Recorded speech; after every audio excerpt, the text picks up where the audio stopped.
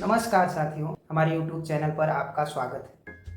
हमारी अंतर्राष्ट्रीय संस्थाओं की कड़ी में आज की अंतर्राष्ट्रीय संस्था है UN अर्थात यूनाइटेड नेशन, जिसे संयुक्त राष्ट्र भी कहते हैं। साथियों, लीग ऑफ नेशन के असफल हो जाने के बाद अर्थात द्वितीय विश्व युद्ध हो जाने के बाद लीग ऑफ नेशन का महत्व समाप्त हो गया। तो दोबारा कोई तीसरा विश्व युद्ध न हो, इसे रोकने के लिए एक अंतर्राष्ट्रीय संस्था की जरूरत पड़ी।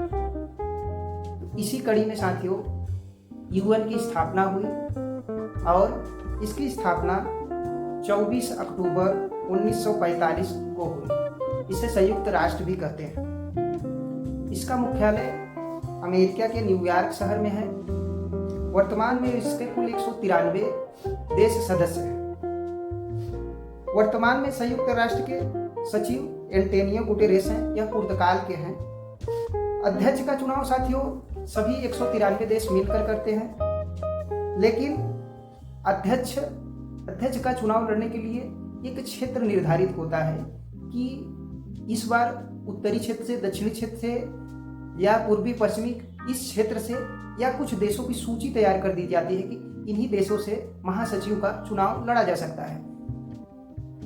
राष्ट्रसंघ के अध्यक्ष को महासचिव कहा जाता है। वर्तमान में एंटोनियो गुटेरेस हैं जो पुर्तगाल देश के हैं।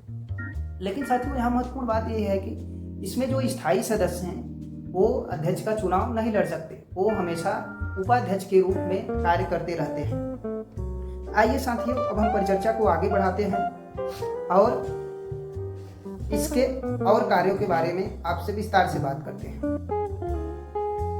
इसके साथियों प्रमुख कुछ अंग हैं जो अपना कार्य करते हैं, जिसकी वजह से इस संघ का महत्व बना हुआ है। इसके कुछ अंग हैं, उसके अंगों के बारे में हम बात करते हैं। साथियों, संयुक्त राष्ट्र संघ के प्रमुख अंगों में अंतर्राष्ट्रीय न्यायालय, महासभा, सुरक्षा परिषद, आर्थिक और सामाजिक परिषद, न्यायिक संघ, आपातकाल प्रबंध समिति, अंतर्राष्ट्रीय महिला मंच और बहुत सारे इसके अंग हैं। तो साथियों, संयुक्त राष्ट्र में सभी राष्ट्रों का एक मत होता है, अर्थात सभी राष्ट्रों का एक वोट होता है, चाहे वो कोई छोटा राष्ट्र हो या बड़ा राष्ट्र हो। साथियों, संयुक्त राष्ट्र अपने सदस्य देशों में शांति, शिक्षा और आर्थिक रूप से सहयोग करता रहता है। मेन इसका उद्देश्य है कि सदस्य देशों में शांति स्थापित कराना। लेकिन कुछ क्षेत्रों में वीटो वाले देशों के मनमानी करने से अशांति फैल जाती है और साथियों वीटो वाले देशों को कुछ विशेष अधिकार प्राप्त है। अब आप सोचोगे कि ये वीटो तो बहुत सुना है, लेकिन ये वीटो होता क्या है? तो साथियों आइए हम वीटो के बारे में आपको बताते हैं और इसकी संपूर्ण जानकारी देते हैं। साथियों, सुरक्षा परिषद यूएन का एक महत्वपूर्ण अंग है, जिसकी चर्चा अभी हम पीछे किए, जिसमें कुल 15 सदस्य होते हैं और 5 अस्थायी सदस्य होते हैं। जो 5 स्थायी सदस्य हैं इन्हीं के पास वीटो है, अर्थात इनका चुनाव नहीं होता। ये सुरक्षा परिषद के हमेशा सदस्य बने रहते हैं। अस्थायी जो सदस्य होते हैं उनका दो वर्षों के लिए चुनाव किया जाता है और बारी बारी से अलग अलग देशों के स्थायी सदस्य बनाया जाता है। तो साथियों, वीटो को हम एक उदाहरण से समझ सकते हैं। मान लीजिए ज़्यादातर देश ये मान रहे हैं कि पाकिस्तान का नाम आते ही मुस्कान आ जाता है। पाकिस्तान भारत का अभिन्न अंग है। अभिन्न अंग था भी, इसमें कहना क्या, चाहे कोई कहने की बात है नहीं, और आगे शायद अभिन्न अंग हो भी जाएगा, क्योंकि पाकिस्तान की हालत ऐसी चल रही है। वो अलग विषय है, उसको छोड़ते हैं। साथियों, ज़्यादातर देश, मान लो पूरा 192 देश बोल रहे हैं कि पाकिस्तान भारत का अंग है। उसमें जो 4 स्थायी सदस्य हैं वो भी बोल रहे हैं कि भारत पाकिस्तान का अभिन्न अंग है।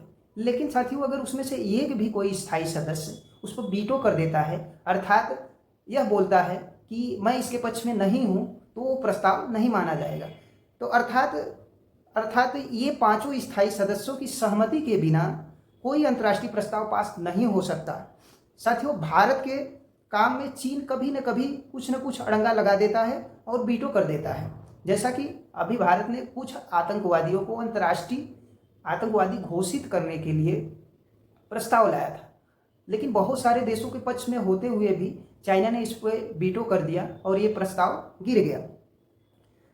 साथियों, हम इसकी सफलता और असफलता का मूल्यांकन करें तो कुछ हद तक सफल रहा, लेकिन वीटो वाले देशों के मनमानी करने से इसके अस्तित्व पर प्रश्न चिन्ह लगा देता है।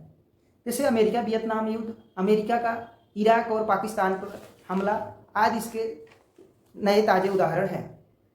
एक तरह से कहा जा सकता है कि जिसकी लाठी उसकी भैंस वाली परंपरा आज भी चल ही रही है।